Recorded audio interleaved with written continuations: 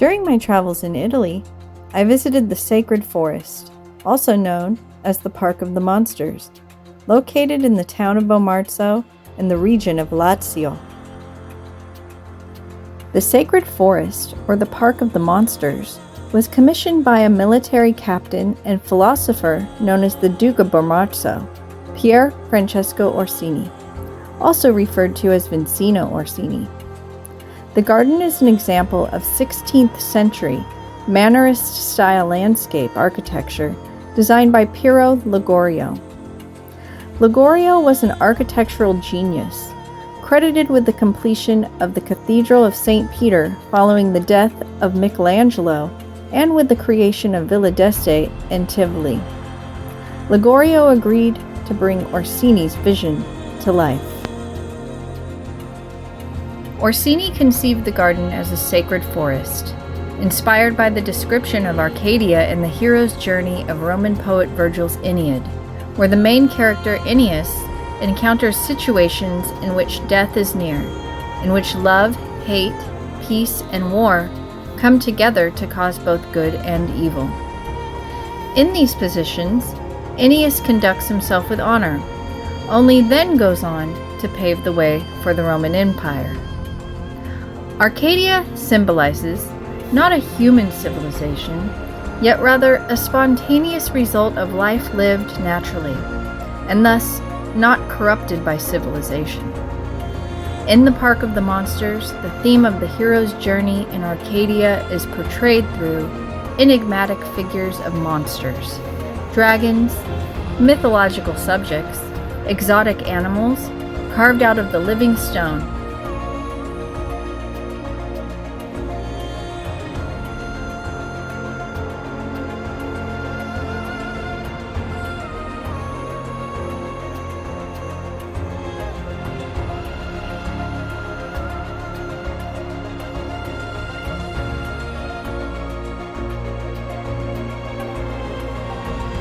It is also said that Orsini dreamt the park in an effort to capture the devotion of his wife, Giuliana Farnese. Giuliana was never to see her husband's creation come to be. The noble woman for whom the monsters were created died before the gardens could be completed, leaving a grief-stricken Orsini to continue alone what would now serve as a memorial to lost love. Orsini carefully avoided any obvious explanation of the enigmatic figures, introducing only riddles whose meaning must come from the visitors themselves.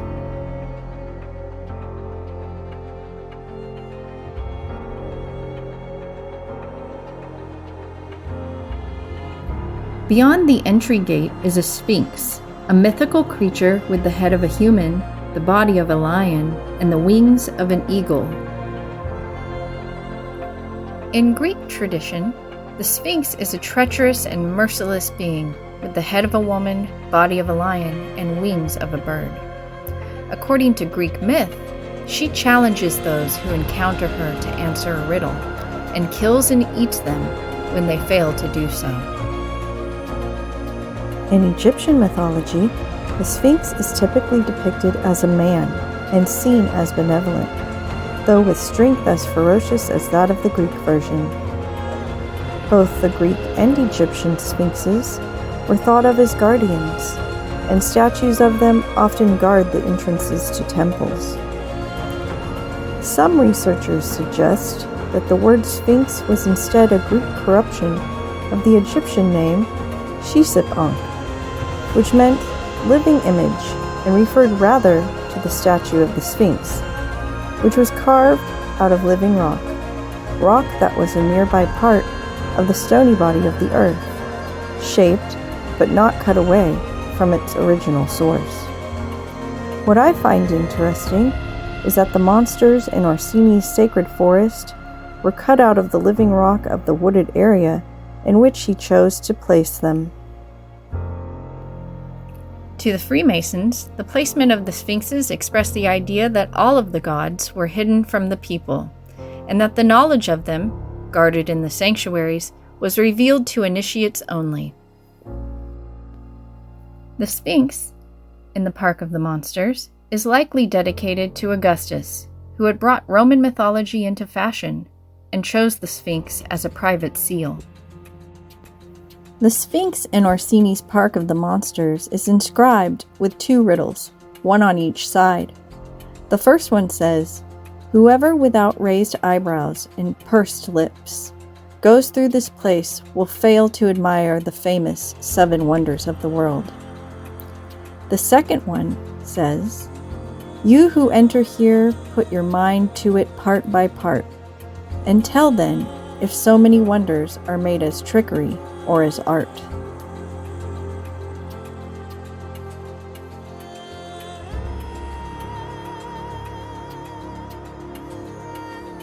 Saturn was the primary Roman deity who presided over agriculture and the harvesting of crops. Janus was a Roman deity representing the middle ground between both concrete and abstract dualities, such as light and dark, life and death, beginning and end, and good and evil. Faun came from the ancient Roman mythological belief, which included a god named Faunus, who was often associated with enchanted woods and merged with the Greek god Pan and a goddess named Fauna, who were goat people. Triple Hecate is variously associated with crossroads, entranceways, night, light, magic, the moon, knowledge of herbs and poisonous plants, graves, ghosts, and sorcery. The word Heka in the Egyptian language is also both the word for magic and the name of the god of magic and medicine. With its colossal head and wide open mouth, the next creature could only be a sea monster. This sea monster relates to Proteus, the son and shepherd of Neptune, that symbolizes the wild old man of the sea who embodies all forms of the world. He is the creative principle, water, and fire. Powerful enough to carry the terrestrial globe on his head that has elements of the Orsini family coat of arms, which can be seen with the stripes that are placed upon it. On top of the terrestrial globe is a castle. The castle, which was the Orsini castle placed on the terrestrial globe, symbolizes the power of the Orsini family in Bomarzo. This head is also that of Glaucus, the fisherman who became a Marian god for having tasted a magic herb. He seems to be haloed with butterfly wings. The butterfly wings represent the Greek and Roman goddess Psyche. She is the goddess of soul, butterflies, and anima.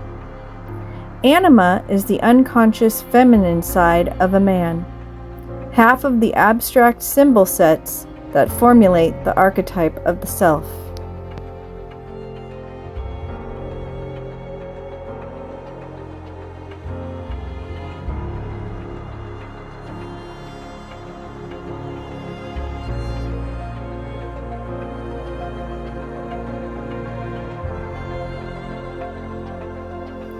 The fight between giants symbolizes the fight between good and evil. Hercules is standing in the act of slashing Cacus. Hercules, the protector of the weakest, and Cacus, the one who stole sustenance from the life of the most defenseless. The intention of Hercules was moral. It was the act of a hero who triumphs over evil. Here we have a large turtle that supports a simulacrum of a woman on its back. The figure of a woman on a sphere is meant to represent a victory. The turtle's eyes stare at the gaping jaws of an animal that emerges from the ditch in front of it, ready to swallow its prey. The greedy animal carved in the deepest ravine is a whale. Hero Ligorio, the architect, made this symbolic scene from Virgil's wide-open cave in the abyss of no return, even more explicit by placing the winged victory on the back of the tortoise, on a sphere symbolizing the crossing of the abyss. This recalls the Roman Empire, which often achieved victory by protecting themselves with their shields, just as a turtle is protected by its own shell. Pegasus, the winged horse, is shown trying to fly away to announce the victory to the gods.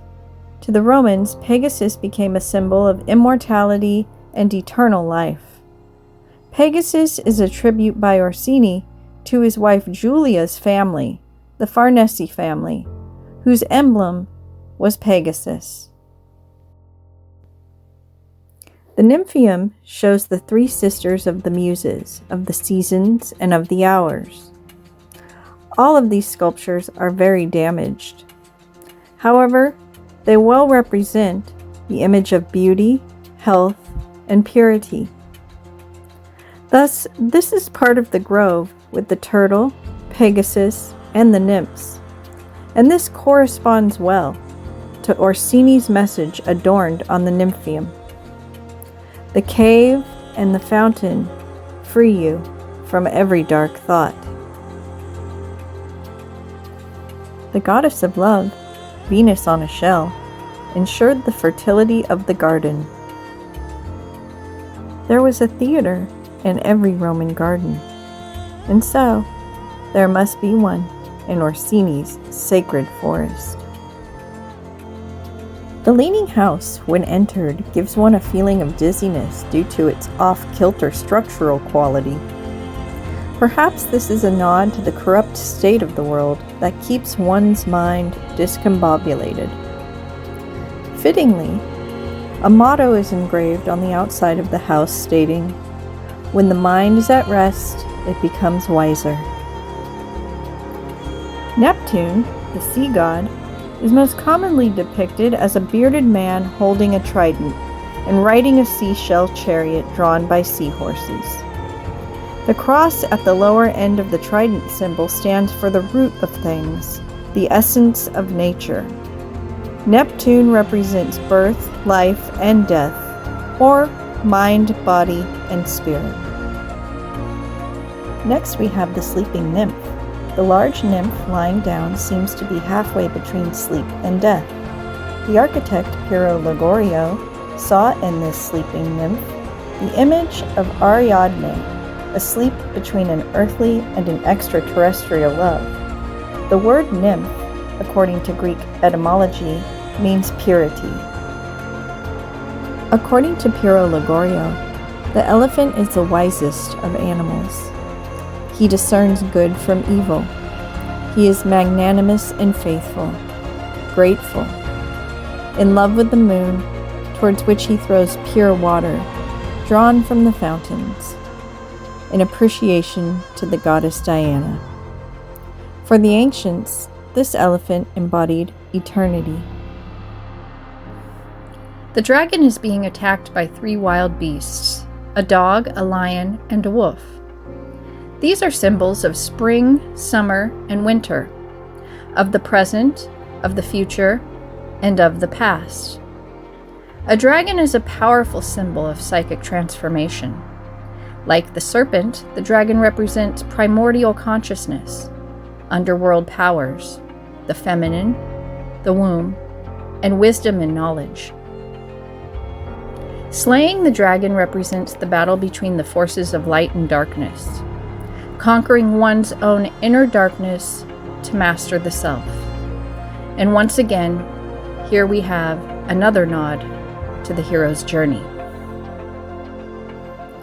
Orcus was a god of the underworld and punisher of broken oaths in Roman religion, similar to that of Pluto and Hades. At the entrance of his mouth, symbolizing the descent into the subterranean world, there is a paraphrase written on his lips. It translates to, "Every thought flies." It assumes an increasingly ferocious appearance as the greenery surrounds it, and also changes its expression according to the time of day and the light. Inside is a table and a stone bench that make it a kind of tavern. The giant vase evokes a descent into hell, like that of Bacchus, who, with a cup in his right hand, made the dark journey. His goblet contained wine, and Bacchus had fallen under the spell of his own creation. The unconscious mind acts as a repository, a cauldron of sorts. Perhaps the giant vase is another nod to the descent into the underworld, where like the sun sets and darkness ensues, the sun rises once again and brings light.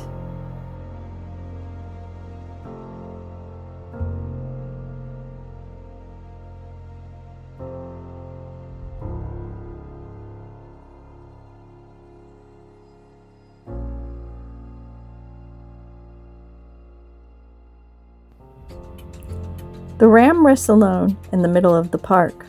In Greek mythology, it was the animal covered with the golden fleece.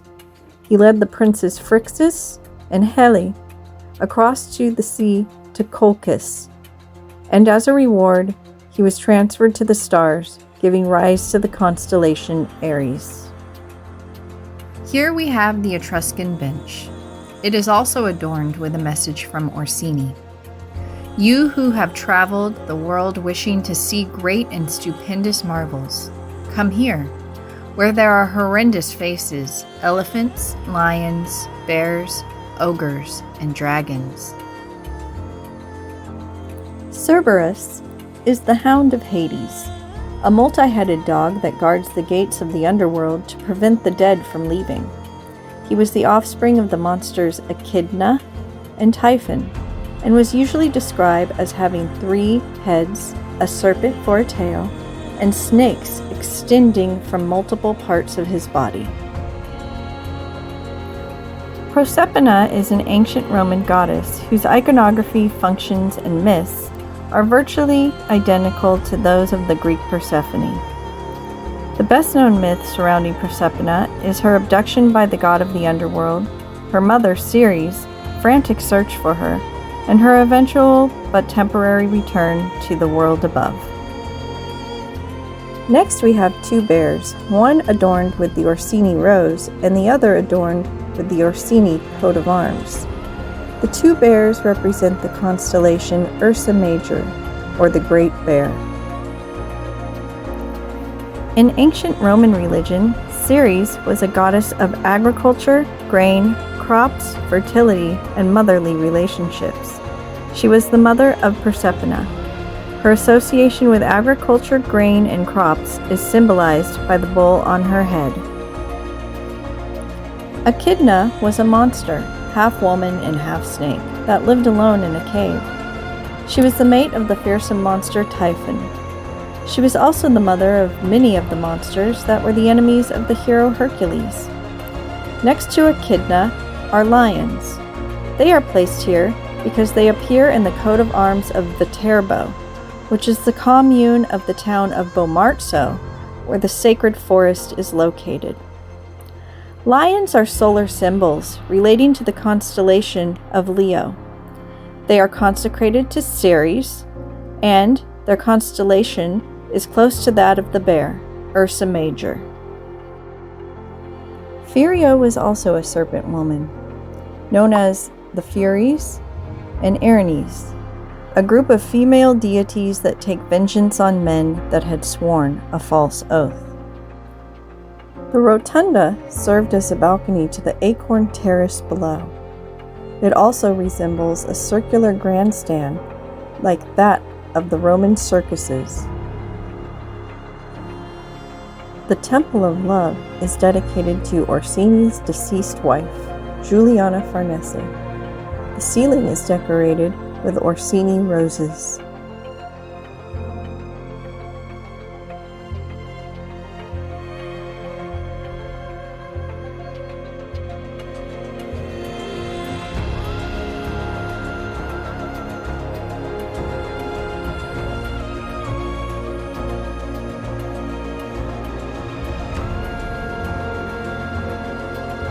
Orsini's sacred forest remained nearly obscure and unknown for centuries after his death.